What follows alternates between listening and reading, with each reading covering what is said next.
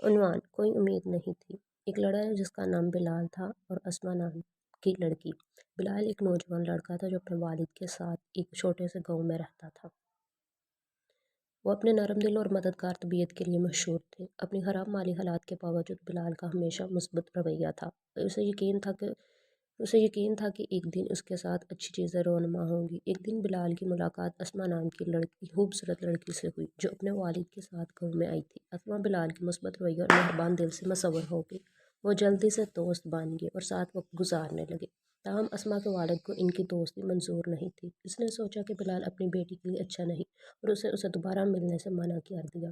اسما دل شکستہ ہوئی لیکن اپنے باپ کی خواہش پر عمل کرتی رہی۔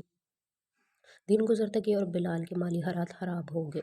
اس کے والد بیمار ہو گئے اور ان کے پاس اتنے پیسے نہیں تھے کہ وہ اپنے طبی اخراجات ادا کر سکے۔ ایسی سنگین صورتحال میں بلال کا مثبت رویہ ڈگمگا گیا اور وہ امید کھو بیٹھا۔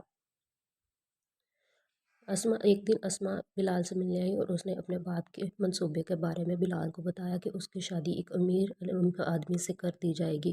وہ شادی نہیں کرنا چاہتی تھی لیکن اس کے والد اسے ایسا کرنے پر مجبور کر رہے تھے۔ بلال نے اسما کی آنکھوں میں اداسی دیکھ کر اس کی مدد کرنے کا فیصلہ کیا۔ اس نے اسما کے والد کے پاس جا کر اسما سے اپنی محبت کے بارے میں بتایا۔ اسے شادی کرنے کے لیے ہاتھ مانگا۔ اسما کے والد کو صدمہ ہوا لیکن وہ بلال کی آنکھوں میں سچی محبت دیکھ سکتے تھے اور اسے شرط پر ان کی شادی کے لیے راضی ہوں گے کہ بلال خود کو اسما کے لیے فراہم کرنے کے قابل ثابت ہو۔ بلال نے اسے ایک چیلنج کے طور پر منظور کر لیا اور سخت محنت شروع کر دی۔